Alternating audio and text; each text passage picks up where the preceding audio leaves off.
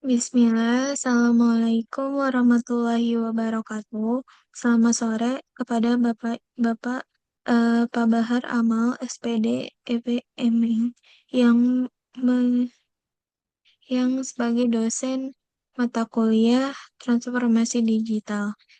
Pada kesempatan kali ini, kelompok kami akan mempresentasikan hasil penelitian prediksi data quality index dan klasifikasi quality grades menggunakan machine learning, studi kasus perusahaan Sapsul pada tahun 2024 sampai 2025.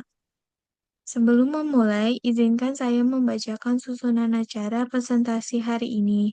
Yang pertama yaitu ada pemaparan materi oleh Aulia Zara Arantisi. Kemudian yang kedua ada pemaparan materi eh, oleh saya sendiri, Alisa Nabila Ramadanti.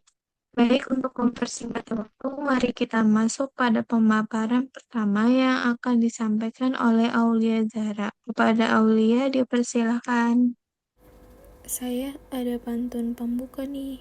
Pergi ke pasar membeli pepaya, tak lupa membeli sebuah naga. Selamat datang hadirin semua. Mari kita mulai presentasi dengan gembira. Perkenalkan, nama saya Aulia Zara Arantisi dengan NPM 2403. Jadi yang pertama-tama itu adalah latar belakang yang dimana isinya kualitas produk merupakan faktor utama daya saing perusahaan manufaktur modern di era digitalisasi. Pengembalian keputusan produksi beralih dari inspeksi manual ke prediksi kualitas berbasis data. Pemanfaatan mesin learning dapat meningkatkan akurasi, deteksi cacat, dan efisiensi produk secara signifikan. Selanjutnya ada rumusan masalah dan tujuan penelitian. Yang pertama ada rumusan masalah terlebih dahulu. Yang pertama ada rumusan masalah yang pertama ada bagaimana karakteristik statistik data kualitas produk pada tahun 2024. Yang kedua, bagaimana proses pre-processing data agar siap untuk modeling. Yang ketiga, bagaimana performa model MLR versus MPR dalam memprediksi kualitas. Yang keempat, ada berapa nilai K terbaik dalam klasifikasi quality grade menggunakan KNN. Yang kelima, ada bagaimana hasil prediksi kualitas untuk data tahun 2025. Selanjutnya ada tujuan dari penelitian ini. Yang pertama ada menganalisis dataset untuk menemukan pola dan distribusi variabel. Yang kedua, melakukan encoding, normalisasi, serta pembagian data. Yang ketiga ada membangun regresi dan mengevaluasinya. Yang keempat ada menentukan model terbaik berdasarkan nilai R kuadrat dan MSE. Yang kelima ada mengembangkan model KNN untuk klasifikasi kualitas produk. Yang keenam ada melakukan prediksi terhadap 9 data produk pada tahun 2025.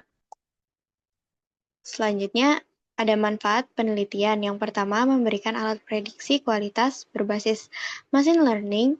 Yang kedua ada mengurangi kesalahan inspeksi dan meningkatkan efisiensi produk. Yang ketiga ada mendukung kebijakan perusahaan dalam pengendalian kualitas. Yang keempat menjadi dasar transformasi digital dalam quality management. Oke, selanjutnya itu ada metodologi penelitian, yaitu proses analisis dimulai dengan persiapan dataset yang telah digenerate menggunakan Python. Terdiri dari 5.000 baris data. Langkah selanjutnya adalah eksplorasi data yang mencakup analisis statistik deskriptif, pemeriksaan distribusi data, dan korelasi antar variabel. Kemudian dilakukan data handling termasuk encoding variabel kategorik seperti reliability dan serviceability, serta dibagi menjadi dua set menggunakan metode trend test split 80/20. Untuk menguji kemampuan generasi model, setelah itu dilakukan pembangunan model regresi berupa multi-step linear regression (MLR) dan multi-step polynomial regression (MPR) dengan mencoba berbagai parameter. Pemilihan model regresi terbaik didasarkan pada performanya. Selain itu, dibangun juga model klasifikasi K-nearest neighbors atau disebut juga KNN untuk memprediksi quality grade tahap akhir, yaitu adalah prediksi nilai quality index dan quality grade untuk data tahun 2025. Selanjutnya ada data exploration, yang dimana dataset ini mencakup 6 atribut utama, yaitu ada harga, reliability, durability, serviceability, quality index, dan quality grade. Harga produk menunjukkan variasi yang signifikan, sementara durability produk rata-rata 5,10 per tahun dalam rentang 0,1 hingga 10 tahun. Nilai quality index memiliki variasi yang besar, mengindikasikan adanya perbedaan kualitas yang substansial. Variabel kategori reliability dan serviceability yang terdistribusikan secara seimbang. Secara korelasi, durability menunjukkan hubungan paling kuat dengan quality index 0,74, sementara harga hampir tidak memiliki korelasi dengan kualitas produk. Data handling, yaitu proses persiapan set data untuk permodelan meliputi beberapa langkah krusial. Awalnya, dipastikan tidak ada missing value agar dataset tetap bersih dan stabil. Selanjutnya, dilakukan encoding pada variabel kategorik untuk mengubah menjadi format numerik yang dapat diproses oleh model. Langkah penting berikutnya adalah memverifikasi tipe data untuk mencegah error selama proses pemodelan. Yang terakhir, dilakukan pemilihan variabel yang relevan baik untuk kebutuhan regresi maupun klasifikasi, sehingga dataset siap sepenuhnya untuk digunakan dalam proses permodelan.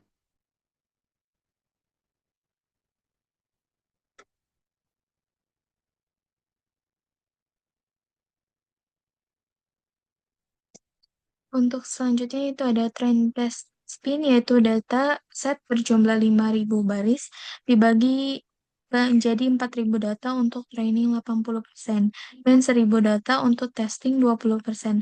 Pembagian ini dilakukan untuk memastikan model mampu melakukan generalisasi dengan baik serta meminimalkan risiko overfitting sehingga kinerja model dapat dievaluasi secara lebih akurat.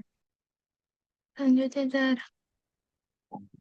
Oke, di sini saya akan membacakan model MLR dan model polynomial regression. Yang pertama ada model MR, yaitu hasil pengujian menunjukkan bahwa hubungan antara variabel hanya sebagian bersifat linear.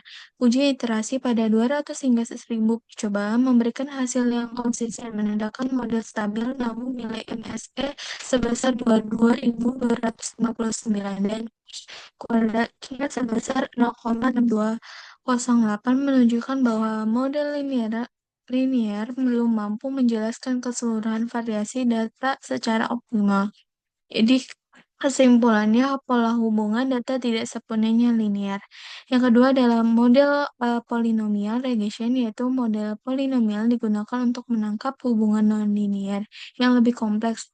Pengujian degree 2-6 menunjukkan bahwa degree 2-3 menghasilkan R sekitar 0,86 sampai 0,87 dengan MSE 7,8 sampai 7,6. Sedangkan degree 4,6 memberikan R mendekati 1 dan MSE hampir 0. Degree terbaik pada nilai 6 karena menawarkan akurasi tertinggi meskipun terdapat potensi overfitting, performanya tetap stabil, sehingga model dianggap optimal. Selanjutnya,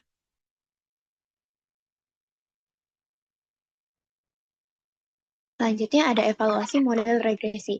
Mode MLR menunjukkan performa yang rendah karena tidak mampu menangkap pola data yang bersifat non-linear. Sebaliknya, MPR dengan degree 6 memberikan akurasi hampir sempurna dengan error yang sangat kecil, sehingga jauh lebih efektif dalam permodelan hubungan variabel. Berdasarkan hasil tersebut, MPR degree 6 dipilih sebagai model terbaik untuk prediksi tahun 2025.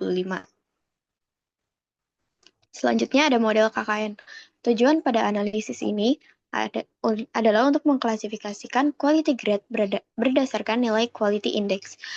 Pengujian terhadap K sama dengan 2, 4, 6, dan 8 menunjukkan akurasi tinggi pada K2 sampai 8 sebesar 0,998 dengan akurasi tertinggi pada K8 yaitu 0,999.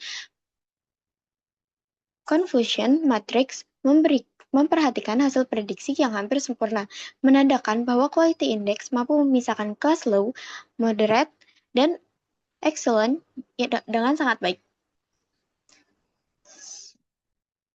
Selanjutnya, yaitu ada prediksi data 2025, yaitu analisis prediksi dilakukan dengan menggunakan MPR degrade 6 untuk quality index dan KKN dengan K sama dengan 8 untuk quality grade pada 9 produk baru. Hasil prediksi menunjukkan tingkat akurasi dan konsistensi yang baik, sehingga model dapat diandalkan. Temuan ini dapat digunakan sebagai dasar penyusunan strategi produksi perusahaan pada tahun 2025. Selanjutnya, kesimpulannya yaitu analisis menunjukkan bahwa data kualitas tahun 2024 memiliki struktur yang kuat dan korelasi yang jelas, menjadikannya dasar yang solid untuk pemodelan. Untuk prediksi quality index, MPRD grade 6 diidentifikasi sebagai model terbaik.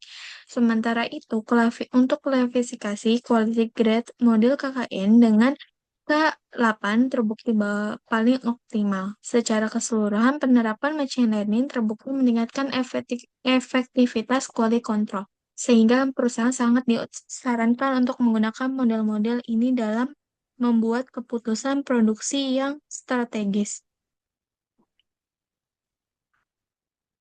Oke, untuk penutup pantunnya yaitu burung camar terbang melintas, singgah sebentar di tepi telaga. Presentasi kami selesai dengan tuntas. Semoga bermanfaat untuk kita semua. Demikian rangkaian presentasi kelompok kami. Semoga dapat memberikan wawasan tambahan mengenai penerapan machine learning untuk prediksi kualitas produk. Terima kasih atas perhatian dan kerjasamanya. Wassalamualaikum warahmatullahi wabarakatuh.